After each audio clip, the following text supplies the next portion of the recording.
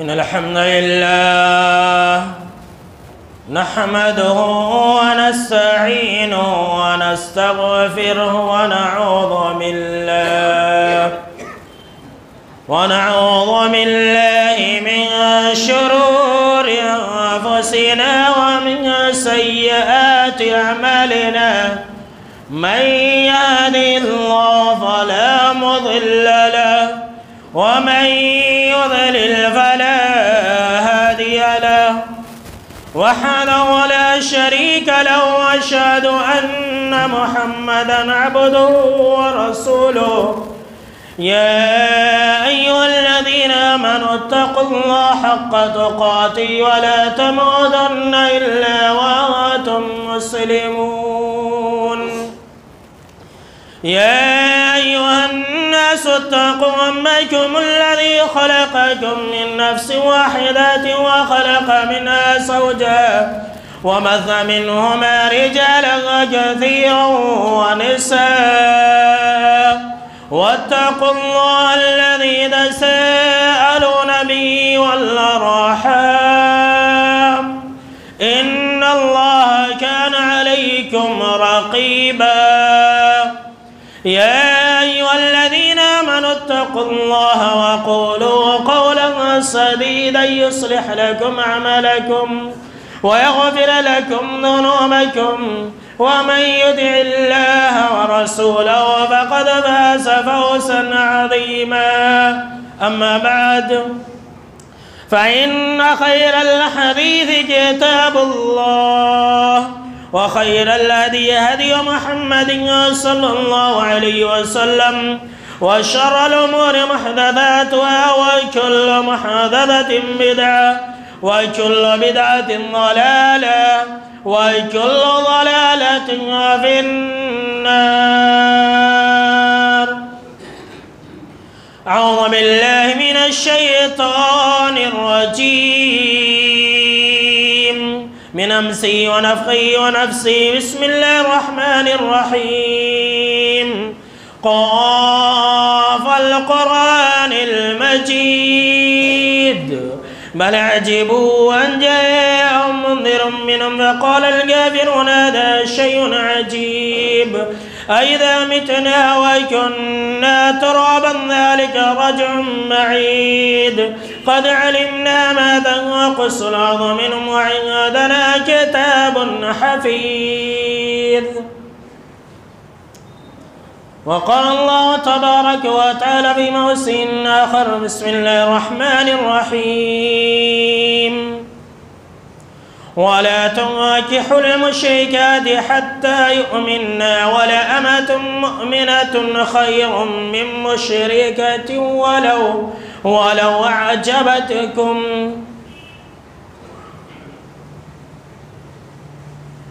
عن أبي هريرة رضي الله تعالى عنه قال قال النبي صلى الله تعالى عليه وسلم تنكح المرأة لأربع: لمالها ولحسبها ولجمالها ولدينها فاظفر بذات الدين تربت يداك. मुत्तफ़क़ुन अलैह। तमाम किस्म की तारीफ़ात, हम्दो सना, अज़मत, बड़ाई, बुज़ुर्गी अल्लाह रब्बुल आलमीन वहदहु ला शरीक खालिक़ कायनात मालिक अर्ज़ व समा के लिए लायक और ज़ेबा है। बादहु दरूद और सलाम हो तमाम भेजे गए अम्बियाए किराम और रसूलान इज़ाम पर, खुसूसन बिलखुसूस सय्यदुल अव्वलीन वल आखरीन, इमामुल मुजाहिदीन वल मुत्तक़ीन, इमामुल थक़लतैन व इमामुल क़िबलतैन व इमामुल हरमैन व इमामुना फ़िद दुनिया व इमामुना फ़िल आखिरह व इमामुना फ़िल जन्नह जनाब मुहम्मद अरबी सल्लल्लाहु तआला अलैहि वसल्लम पर। अल्लाहुम्मा सल्लि अला मुहम्मद व अला आलि मुहम्मद कमा सल्लैता अला इब्राहीम व अला आलि इब्राहीम इन्नका हमीदुम मजीद। अल्लाहुम्मा बारिक अला मुहम्मद व अला आलि मुहम्मद कमा बारकता अला इब्राहीम व अला आलि इब्राहीम इन्नका हमीदुम मजीद। मोहतरम बुज़ुर्गों, नौजवानों, अजीज़ साथियों और ख़वातीन इस्लाम, आज का जो खुतबा जुमा है वह है दुल्हन की तलाश कैसे करें। गोया के पिछले खुतबे जुमा ही का एक हिस्सा है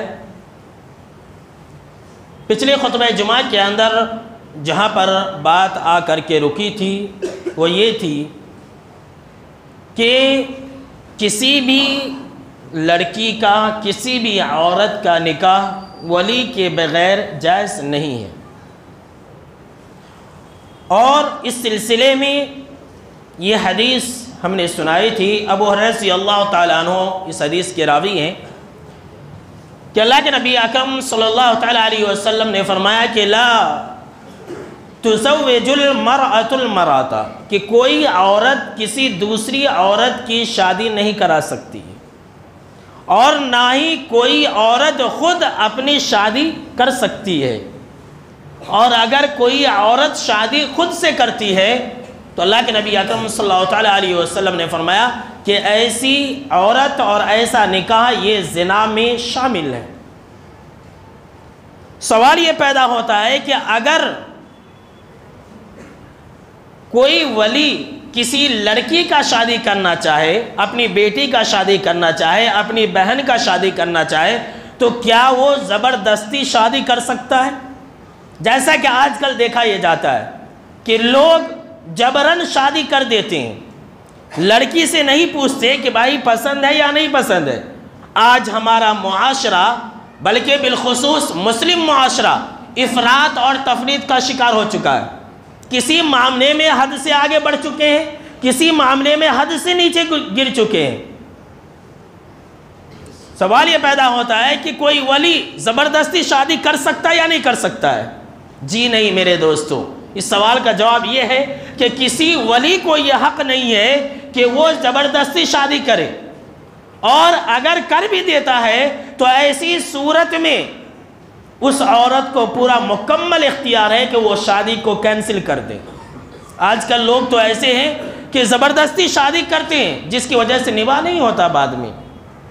بخاری کی روایت ہے، خنسہ بنت خصام انصاریہ رضی اللہ تعالیٰ عنہ کہتی ہیں کہ ان اباہا زوجہا، ان کے باپ نے ان کی شادی کر دی اور یہ بیوہ تھی۔ تو آپ صلی اللہ تعالیٰ علیہ وسلم کے پاس یہ آ گئی تو اللہ کے نبی اکرم صلی اللہ تعالیٰ علیہ وسلم سے شکایت کی کہ میرے باپ نے میرا زبردستی نکاح کر دیا۔ تو اللہ کے نبی اکرم صلی اللہ تعالیٰ علیہ وسلم نے ان کی نکاح کو باطل قرار دیا، کہا کہ اس کا نکاح کینسل ہو گیا، اس لیے کہ لڑکی راضی نہیں ہے۔ اور ابو داؤد کی ایک دوسری روایت ہے، ابن عباس رضی اللہ تعالیٰ عنہما راوی حدیث ہے، کہتے ہیں کہ ان جاریتن بکرن، ایک کنواری لڑکی، یہ تو بیوہ کی بات ہو گئی، ایک کنواری لڑکی آپ صلی اللہ تعالیٰ علیہ وسلم کے پاس آئی اور اس نے یہ کہا کہ میرے باپ نے میرا نکاح کر دیا ہے بغیر پوچھے ہوئے۔ تو اللہ کے نبی اکرم صلی اللہ تعالیٰ علیہ وسلم، ابن عباس رضی اللہ تعالیٰ عنہما کہتے ہیں فخیرہا، تو اللہ کے نبی اکرم صلی اللہ تعالیٰ علیہ وسلم نے اسے اختیار دیا، چاہے تو وہ اس رشتے کو برقرار رکھے یا چاہے تو توڑ دے۔ دیکھیے اسلام اس بات کی اجازت نہیں دیتا کہ کوئی لڑکی خود سے اپنا نکاح کر لے، اور اسلام اس بات کی بھی اجازت نہیں دیتا کہ کوئی ولی زبردستی نکاح کر دے کسی کا۔ دونوں کی اتفاق و اتحاد اور دونوں کی راضی اور مرضی سے ہونی چاہیے، تبھی ہمارا معاشرہ چین و سکون سے رہ پائے گا، تبھی ایک میاں بیوی اور ایک جوڑا چین و سکون کی زندگی گزار سکتے ہیں۔ اگر زبردستی کریں گے تو کیا ہوگا؟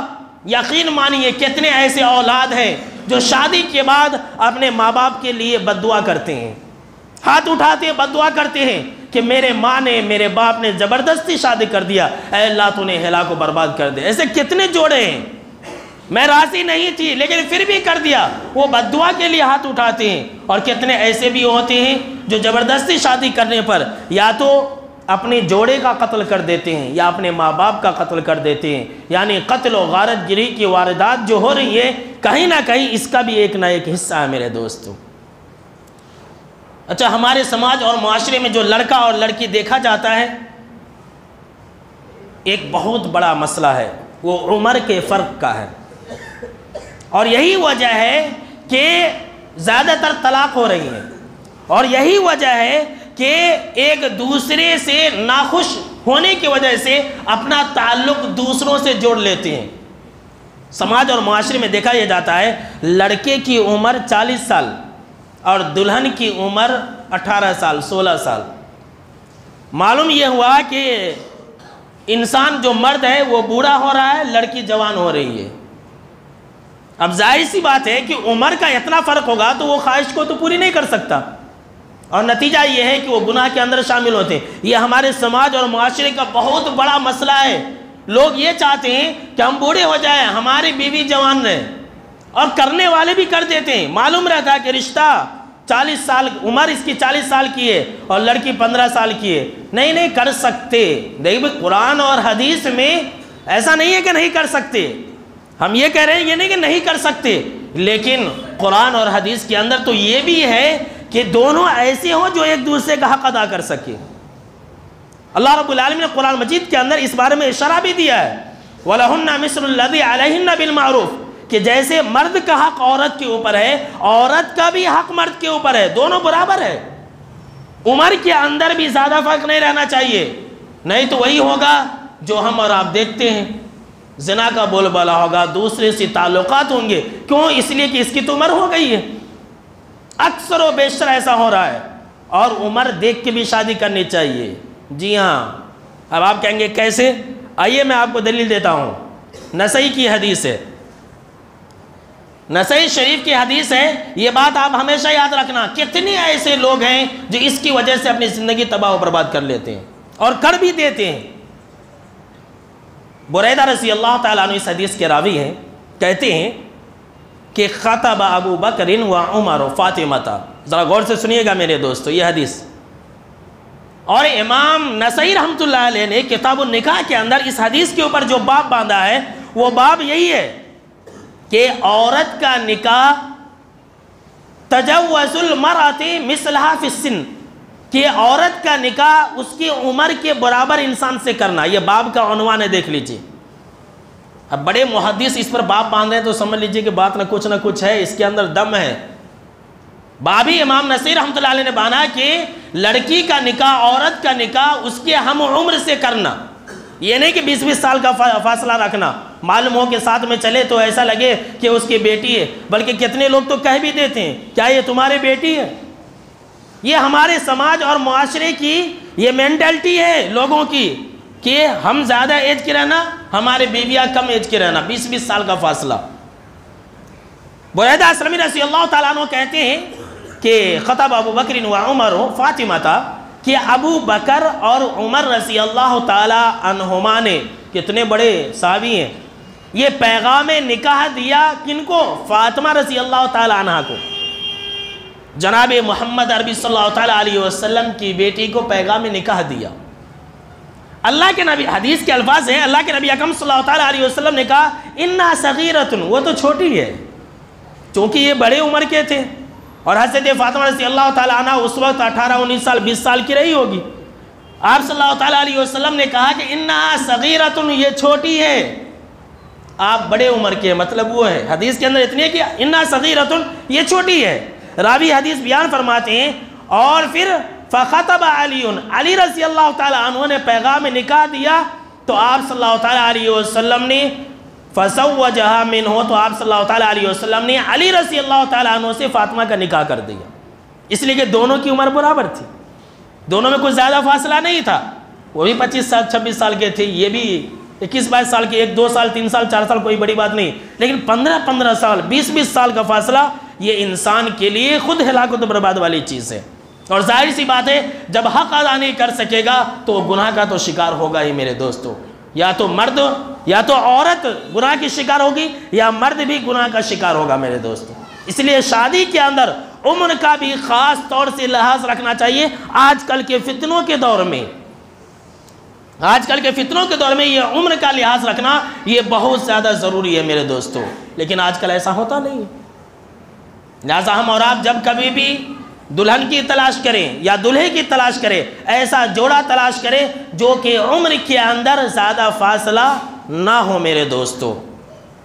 دلہن کی تلاش کے اندر ہمارے لیے یہ چیز سب سے زیادہ ضروری ہے میرے دوستو کہ ہم ایسی دلہن تلاش کریں جو کہ دیندار ہو، نمازی ہو، شوہر کی اطاعت کرنے والی ہو، اور ایسی ہو کہ شوہر اسے دیکھے تو وہ خوش کر دے. کہ نیک عورتیں ایسی ہوتی ہے جو قانتہ ہوتی ہے۔ امام سفیان ثوری رحمۃ اللہ علیہ نے کہا قانتہ کا مطلب ہوتا ہے جو اللہ کے حقوق کو ادا کرنے والی ہو اور شوہر کی اطاعت گزار ہو۔ دیکھیے، اور صالحات نیک۔ اب سوال یہ ہے کہ شوہر کی اطاعت کرنے والی یا نہیں کرنے والی کیسے معلوم چلے گا؟ لڑکی کو ہم کہا اس لیے کہ تو اس کو شادی نہیں ہوئی، اب تو ہم دلہن تلاش رہے، تو یہ جو طریقہ ہے معلوم کرنے کا، آپ اس کے گھر والوں کو دیکھیں، اس کی ماں کو دیکھیں، اس کی بہنوں کو دیکھیں، اس کے خاندان کی عورتوں کو دیکھیں۔ اگر اس کے خاندان میں، یا اس لیے کہ بچے کیسے ہوتے ہیں؟ بچے ویسے ہی ہوتے ہیں جیسے بڑے کرتے ہیں، بچے ویسے ہی ہوتے ہیں۔ اگر اس کی ماں شوہر کی اطاعت گزار ہے تو سمجھ لیجئے کہ بیٹیاں بھی ویسے ہوں گی۔ اگر اس کی بہنیں شوہر کی اطاعت گزار ہیں تو سمجھ لیجئے کہ اس کی بہنیں بھی ویسے ہوں گی۔ لیکن اگر نہیں، آپ رشتہ کے لیے جاتے ہیں، بات کرنے جاتے ہیں تو دیکھتے ہیں کہ عورت ہی آگے آ کر کے بول رہی ہے، بڑھ چڑھ کر کے بول رہی ہے۔ اکثر گھروں کا یہ حال ہے، ہر میدان میں عورتیں آگے رہتی ہیں، تو ایسا رشتہ کامیاب نہیں ہو سکتا، یہ یاد رکھ لیجئے۔ عورت بڑھ چڑھ کر کے حصہ لے اور مرد پیچھے رہے، عورت یہ بولے مرد کو جی تم نہ کیا معلوم ہوتا، ہم نہ معلوم، ہمیں کریں گے، تمہیں چپ چاپ بیٹھ کے تماشا دیکھو۔ اگر یہ مزاج ہے تو سمجھ لیجئے کہ ایسا گھرانہ کبھی بھی کامیاب نہیں ہو سکتا۔ کیوں؟ اس لیے کہ حدیث ہے، اللہ کے نبی اکرم صلی اللہ علیہ وسلم فرمایا کہ وہ قوم کبھی بھی فلاح نہیں پا سکتی ہے جس نے اپنا حکمراں کسی عورت کو بنا دیا۔ اب جب قوم فلاح نہیں پا سکتی ہے تو وہ گھر کیسے اچھا گھر یا مثالی گھر بن سکتا ہے جس گھر کی سربراہ مرد نہ ہو بلکہ عورت ہو؟ اور اکثر و بیشتر ایسا ہی ہوتا ہے۔ مشورہ لینا الگ چیز ہے، عورت سے مشورہ لینا الگ چیز ہے، یہ نہیں کہ عورت سے مشورہ نہیں لے سکتے، لینی بھی چاہیے، لیکن سربراہ بنا دینا نہیں، ہماری عورت کا جو فیصلہ ہوگا وہی ہمارا فیصلہ ہوگا، تو یقین مانیے کہ اس کے اندر بھلائی نہیں ہے۔ یہ اللہ کے نبی اکرم صلی اللہ علیہ وسلم کا فرمان ہے۔ دیکھیے، اطاعت کرنے والی نہیں ہے۔ اطاعت کرنے کے بارے میں آئی حدیث ہم آپ کو سناتے ہیں۔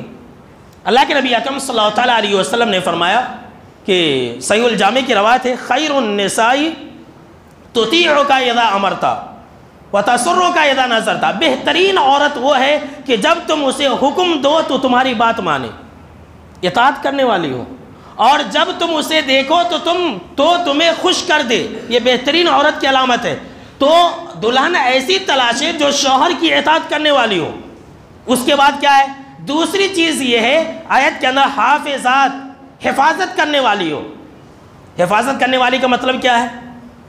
دو چیزوں کی حفاظت کرنے والی ہو۔ نمبر ایک، اپنی عزت کی حفاظت کرنے والی ہو۔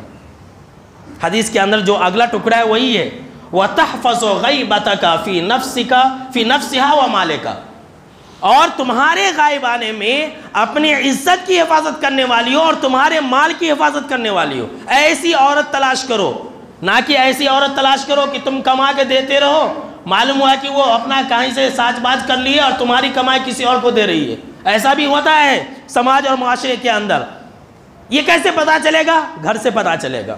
معلوم کریں، اس کی ماں کو دیکھیں، جہاں آپ رشتہ لے کے جاتے اس کے بہنوں کو دیکھیں، اس کے پھوپھیوں کو دیکھیں، اس کے خاندان کو دیکھیں، اپنے آپ بات ظاہر ہو جائے گی۔ جو کیا ہے؟ عزت کی حفاظت کرنے والی ہو، اور اس کے بعد کیا ہے؟ عزت کی حفاظت کے ساتھ ساتھ دوسری چیز وہ جو ہے عورت تمہارے مال کی حفاظت کرنے والی ہو۔ ابو امامہ باہلی رضی اللہ تعالیٰ عنہ کہتے ہیں، بڑی پیاری حدیث ہے کہ خطبہ حجت الوداع کے اندر میں نے آپ صلی اللہ علیہ وسلم کو یہ فرماتے ہوئے سنا کہ کوئی عورت اپنے گھر سے کچھ بھی خرچ نہ کرے۔ لا تنفق امرأۃ شیئا من بیت زوجہا، کہ کوئی بھی عورت اپنے شوہر کے گھر سے کچھ بھی خرچ نہ کرے۔ صحابہ کرام نے عرض کیا کہ اللہ کے نبی اکرم صلی اللہ علیہ وسلم ولا الطعام، کیا کھانا بھی نہیں؟ تو آپ صلی اللہ علیہ وسلم نے فرمایا ذالک افضل اموال النار، کھانا وہ تو سب سے بہترین مال ہے۔ یعنی کہ ایک پلیٹ کھانا بھی عورت بغیر شوہر کی اجازت کے صدقہ نہیں کر سکتی ہے، یاد رکھ لیجئے۔ اگر کر دیتی ہے، شوہر کو معلوم ہوا، ناراض نہیں ہوا تو الحمدللہ اچھی بات ہے، دونوں کو ثواب ملے گا۔ لیکن اگر شوہر کو معلوم ہوا اور وہ ناراض ہو گیا تو عورت کے لیے اچھی نہیں ہے چیز، اس کے لیے آخرت کے لیے اندر صدقہ جاریہ نہیں بلکہ وہ والے جان ہے۔ یہ بات یاد رکھیں، عورتیں بھی اچھی طرح سن لیں، اور جو لوگ رشتہ کرتے ہیں وہ اچھی طرح سے یاد رکھ لیں کہ ایسا رشتہ تلاشیں جو اپنی عزت کی حفاظت کرنے والی ہوں، ان کے خاندان کو دیکھیں، اس کی ماں کو دیکھیں، اس کی بہنوں کو دیکھیں، پھر جا کر کے رشتہ کرنا ہے یا نہیں کرنا ہے سوچیں، صبر کرنے والی ہو۔ کیسے؟ جو شوہر دیا اسی پر خوش رہنے والی ہو، اور اگر وہ بے صبری ہوگی تو کیا ہوگا؟ دو کام ہوگا، یا تو انسان مارے گا، بار بار وہ کہے گی کہ یہ لاؤ وہ لاؤ، صبر کرنے والی نہیں ہوگی تو کیا ہوگا؟ وہ شوہر مارے گا شوہر، اور اگر نہیں مارے گا تو کیا کرے گا؟ تو دوسری چیز ضرور کرے گا، حرام کمائی ضرور کرے گا، اپنے بیوی کو پالنے کے لیے، اپنے بیوی کی خواہشات کو پوری کرنے کے لیے حرام کمائی ضرور کرے گا۔ اسی لیے کیا ہے، اور یہ بھی یاد رکھ لیں، اگر کوئی لڑکا حرام کمائی کرتا ہے تو اسے بیٹی بھی نہ دیں۔ آج کل لوگ دھڑلے سے، کوئی بہت بڑا جاب ہے، سود میں کام کرتا ہے تو اسے اپنی بیٹی دے دیتے۔ ارے جس نے حرام کمائی کرنے والے کو اپنی بیٹی دے دی، یا حرام کمائی کرنے والی لڑکی سے شادی کر لی، اس نے اپنی دنیا و آخرت تباہ و برباد کر لی، یاد رکھ لیجیے۔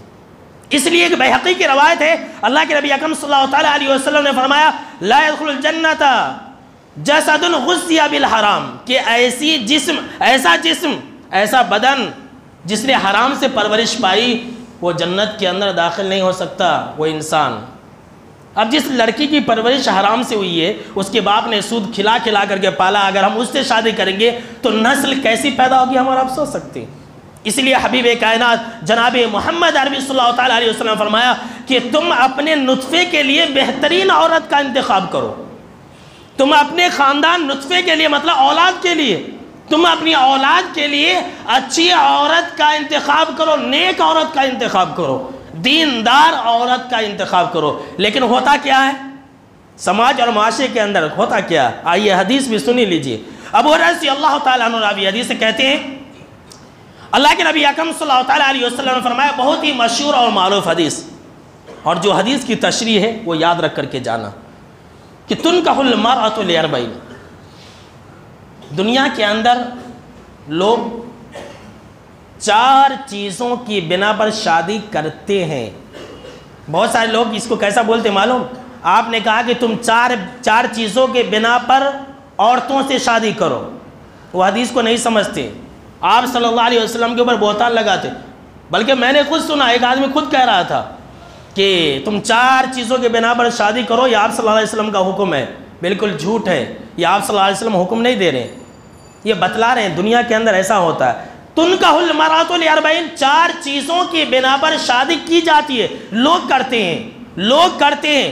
ذرا قربان جائیے اللہ کے نبی اکرم صلی اللہ تعالیٰ علیہ وسلم پر۔ آپ صلی اللہ تعالیٰ علیہ وسلم نے فرمایا کہ لوگ جب رشتہ کے لیے جاتے ہیں تو سب سے پہلے کیا دیکھتے ہیں؟ لمالہا، مال کو دیکھتے ہیں۔ انسان کی فطرت دیکھ لیجئے، انسان کی فطرت جب کہیں پر رشتہ لے کر جاتا ہے لڑکی کے پاس، ارے اس کا باپ دادا سب مالدار ہے کہ نہیں؟ اگر مالدار ہے تو آگے بڑھاتا ہے، اگر مالدار نہیں ہے تو پیچھے ہٹ جاتا ہے۔ یہ انسان کی فطرت ہے، مال کا لالچی ہے۔ دیکھتے نہیں آج کل لوگ وہیں پر پہلے شادی کرتے ہیں جہاں سے امید رہتی ہے زیادہ جہیز آنے کی، مال کہاں سے زیادہ ملے گا، سونا کہاں سے زیادہ ملے گا، وہیں پر پیغام بیچتے ہیں۔ نہیں تو نہیں، یہ انسان کی فطرت ہے، پہلے مال دیکھتے ہیں، اس کے بعد اللہ کے نبی اکرم صلی اللہ تعالیٰ علیہ وسلم نے فرمایا اس کے بعد خاندان دیکھتے ہیں۔ کون سی خاندان کی ہے؟ بڑے خاندان کی نہیں، انسان کی فطرت ہے، اگر بڑے خاندان کی ہے تو ہمارا نام ہوگا، ارے اس نے فلاں خاندان میں شادی کیا ہے، اگر جائیں گے تو یہ ملے گا وہ ملے گا، ایسی عزت ہوتی ہے ویسی عزت ہوتی ہے۔ اس کے بعد تیسری چیز اللہ کے نبی اکرم صلی اللہ تعالیٰ علیہ وسلم نے فرمایا کہ خوبصورتی کو دیکھا جاتا، بعد میں، پہلے مال۔ اور ہم اور آپ جانتے ہیں جس کے پاس پیسہ ہوتا ہے اگر لڑکی کالے بھی ہو تو اس کی جلدی شادی ہو جاتی ہے۔ جی ہاں، یہ آج کل جتنے بھی سارے لوگ ہیں ہر ایک کو خوبصورت لڑکی چاہیے، دین نہیں چاہیے بلکہ خوبصورت لڑکی چاہیے، چاہے وہ لڑکی کیسے بھی رہے، اخلاق میں کیسے بھی رہے۔ بلکہ کتنے ایسے لوگوں کو دیکھا گیا میرے دوستوں، اور میں یہ بات خبر کی بنا پر کہہ رہا ہوں، کتنے ایسے لوگوں کو دیکھا گیا کہ بدکار اور زناکار لڑکیوں سے نکاح کر لیا، مال کی وجہ سے، پیسہ کی وجہ سے بدکار اور زناکار لڑکیوں سے نکاح کر لیا، صرف اور صرف خوبصورتی کی وجہ سے۔ ارے خوبصورت ہے نا، ہو گیا۔ اسی لیے کیا ہے، یہ حسن فانی ہے، یہ حسن بے وفا بھی ہے، فانی بھی ہے، کاش اسے سمجھے جوانی بھی۔ جوانی نہیں سمجھتی، نہیں حسن ہونا، اچھے دیندار اب اخلاق لڑکیوں کی شادی نہیں ہوتی ہے صرف اور صرف حسن کی نہ ہونے کی وجہ سے۔ دیندار لوگوں کو حسن چاہیے، ارے یہ خوبصورتی اور حسن تو 4 دن میں ختم ہو جاتی ہے، لیکن دینداری اور اخلاق یہ کبھی بھی ختم نہیں ہوتی، یاد رکھ لیجئے۔ یہ عورت کو اللہ رب العالمین نے ایسا بدن اور ایسی شکل و صورت دی ہے کہ اس کی جوانی اور خوبصورتی ڈھل جاتی ہے بہت جلد، مرد سے زیادہ جلدی اس کی جوانی اور اس کی خوبصورتی بدل جاتی ہے، یہ بات یاد رکھ لیجئے۔ بعد میں لوگ پچھتاتے ہیں، ارے میں دیندار کو کرنا تھا، باخلاق کو کرنا تھا۔ اللہ کے نبی اکرم صلی اللہ علیہ وسلم فرمایا کہ ولی جمال یا خوبصورتی کی وجہ سے شادی کرتے ہیں، اور لاسٹ میں آخر میں دینداری کو لوگ تلاش کرتے ہیں۔ اللہ اکبر، یہ انسان کی فطرت ہے۔ آخر میں اچھا نماز وغیرہ پڑھتی ہے، پہلے مال دیکھیں گے، مال ملے گا کہ نہیں ملے گا، اچھا خاندان کون سا وہ دیکھتے، اچھا اس کے بعد کیا ہے، خوبصورت ہے کہ نہیں، اس کے بعد آخر میں یعنی لوگوں کا جو نظریہ ہے وہ دین نہیں ہے۔ یہ آپ صلی اللہ علیہ وسلم میسیج دے رہے ہیں اس حدیث کے اندر کہ لوگوں کی جو فطرت ہے، لوگوں کی جو چوائس ہے، وہ دین آخر میں۔ اللہ کے نبی اکرم صلی اللہ علیہ وسلم کیا بیان فرما رہے اس حدیث کے اندر، فَاظْفَرْ بِذَاتِ الدِّينِ، کہ اے میری امت کے لوگوں تم وہ 3 چیزوں کو چھوڑ دینا اور دین والی کو ترجیح دینا۔ پہلے تمہارا سوال ہو دین کے بارے میں، پہلا تمہاری جو تلاش ہو دلہن کے بارے میں، وہ دیندار ہے یا نہیں، نمازی ہے یا نہیں، روزے دار ہے یا نہیں، یہ تمہارا سوال ہو۔ اللہ کے نبی اکرم صلی اللہ علیہ وسلم فرما رہے تربت یداک، اگر تم دینداری کو ترجیح نہ دو گے تو تم ہلاک و برباد ہو جاؤ گے۔ اللہ اکبر، اللہ کی پناہ۔